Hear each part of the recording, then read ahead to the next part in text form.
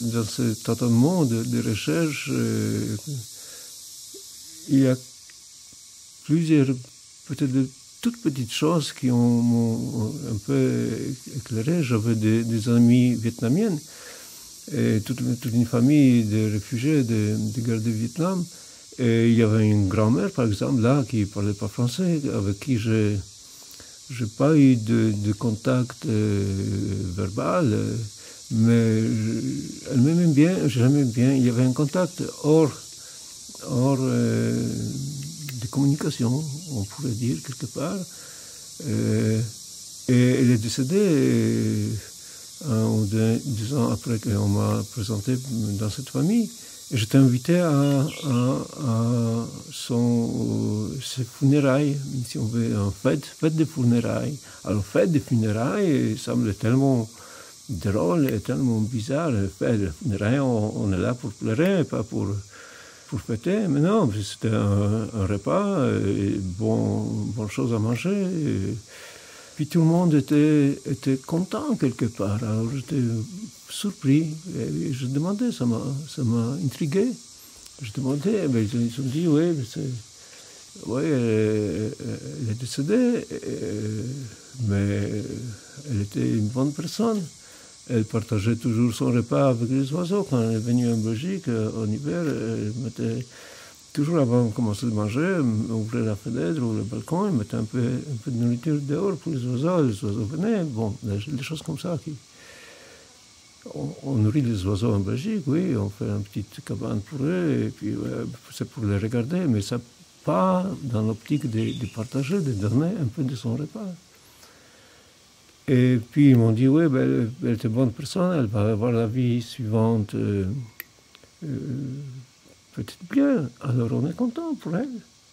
C'est les choses qui m'ont surpris et donné à penser. Et finalement, j'ai rencontré les Thaïlandais qui venaient étudier aussi en Belgique et j'essayais de l'aider comme d'autres.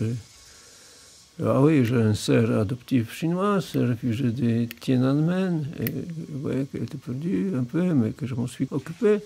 Je l'aidais.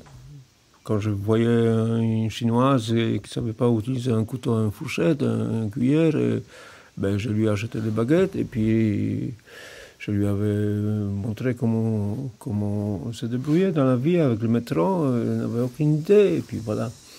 Et j'ai rencontré aussi les Thaïlandais, que j'ai essayé aussi d'aider quand ils avaient des petits problèmes d'organisation de la vie, administrative ou d'autres, un peu. Parce qu'il était gentil, il était sympa, bon, alors j'aidais les gens. Et en 94, ouais, j'ai fait plusieurs voyages en Pologne aussi. En 94, mes 2 parents sont décédés. D'abord ma maman au printemps et puis mon père en novembre. Bon, je l'ai vécu comme tout le monde, c'était un manque, oui. Et puis en novembre, il y a des Thaïlandais qui m'ont dit, ouais, écoute, au lieu de rester là dans tes souvenirs tristes un peu, tu viens pour la fin de l'année en Thaïlande, on va te montrer, c'est joli, on va te remercier pour ton aide.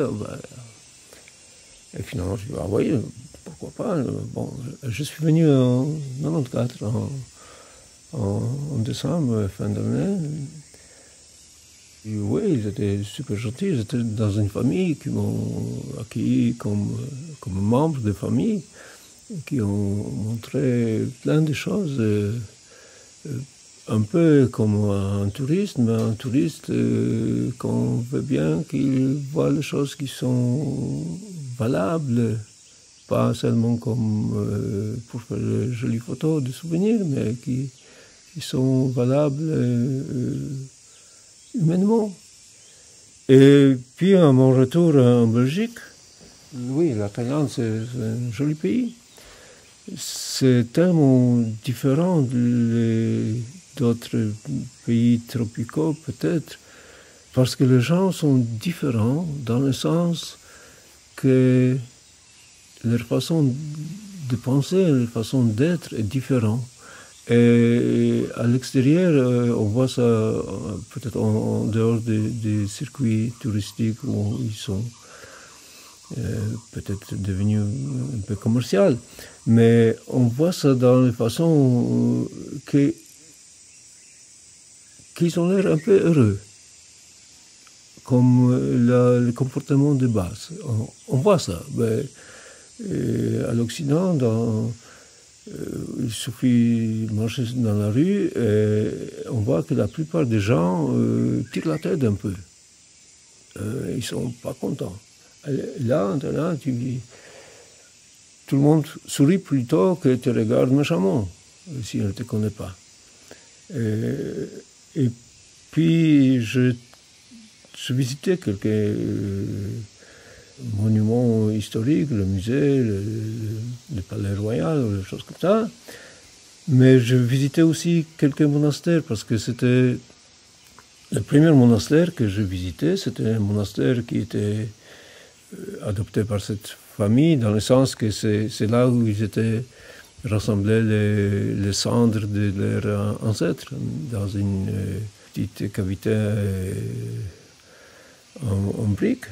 Et bien, on était là pour rendre hommage à grand-mère ou décédée il n'y avait pas longtemps. Et là, c'était le premier... oui, j'ai vu quelques moines. Il n'y avait pas de touristes là. J'ai vu quelques moines. J'étais fort intrigué. Et à mon retour de Belgique, il y avait d'autres Thaïlandais qui étaient là à ce moment-là. Et j'ai dit, ouais, je voudrais bien un peu voir le bouddhisme parce que j'ai lu pas mal de choses, mais je voudrais bien comprendre qu'est-ce qu'ils font et pourquoi ils font, et qu'est-ce que c'est, et à quoi ça sert. J'avais une idée générale, et oui, je le savais par la lecture et je le voyais. Ouais, c'est le bouddhisme à 99%, ouais, et ça se voit.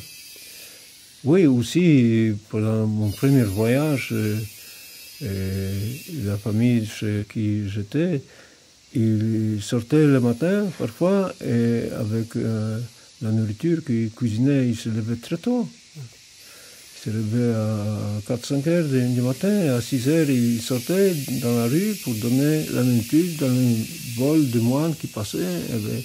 J'étais fort étonné. Et j'ai voulu comprendre pourquoi ils le font et à quoi ça sert. Et le bouddhisme, que j'avais une idée, évidemment, mais sans vraiment comprendre assez pour trouver les réponses à mes questions que je parlais avant, des questions du sens de la vie et les raisons de la vie existentielle. Et à mon retour en Belgique, ces questions sont devenues plus urgentes. Les questions d'étonnement de mon voyage, des choses qui m'ont intrigué et que je n'ai pas compris, j'ai voulu les comprendre. Et je fais le voyage depuis ce temps-là, chaque année, en Thaïlande. Mon deuxième voyage était peut-être le plus important dans ma vie, dans le sens que je dis, ouais, je veux bien comprendre vraiment le bouddhisme, à quoi ça sert, et qu'est-ce que ça peut répondre à mes questions. Évidemment, je voulais retourner parce que c'est joli, c'est plaisant, les gens sont hyper gentils. Mais le but du voyage, on pourrait dire, c'était oui, d'essayer de cerner un petit peu et de voir si ça peut me rapporter quelque chose et combien et comment par rapport à ces questions qui étaient en latence depuis là, 50 ans ou presque. Et le Thaïlandais, j'étais fort surpris que oui, il est vraiment intéressé. Mais bon, on va essayer de trouver quelqu'un avec qui tu peux parler. Et j'étais conduit dans le monastère où je rencontrais une personne qui s'appelle Ajahn Panya qui était anglais, qui était moine depuis 40 ans. Il m'a envoyé, avant que je le rencontre à la requête de cette famille, il m'a envoyé un livre qui a traduit de son maître à lui. Il a traduit en anglais et j'ai reçu une copie, j'ai lu ça. C'était difficile à lire, c'était difficile à comprendre parce qu'il y avait pas mal de termes qui étaient expliqués, mais qui étaient très loin de mon façon de penser, de ma compréhension, de mon langage courant. Et bien, je suis venu l'année suivante et je l'ai rencontré. Il a dit, oui, il peut venir et on va parler, et on verra. Alors je suis venu et je suis resté dans le monastère pendant quelques jours parce que cette personne là m'a, comment dire ça, secoué, si on veut mettre dans le bon sens, m'a surpris, m'a choqué, mais tout ça c'est dans le bon sens. Parce que moi qui me prenais pendant 50 ans pour un type environ normal, peut-être, oui, avec mon ego, je pensais, ouais, j'ai réussi pas mal dans ma vie professionnelle. Je me prenais pour un malin, pour un doué, si on veut, pour un logique, pour quelqu'un qui sait ce qu'il pense, qui sait ce qu'il veut, qui est lucide. Je me prenais, ouais. Il y avait des façons dans la société de les penser ou de les voir comme ça, parce que.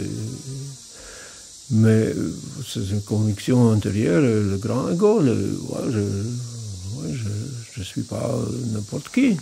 Et j'ai rencontré ces moines à Champagne, 40 ans de vie de moine.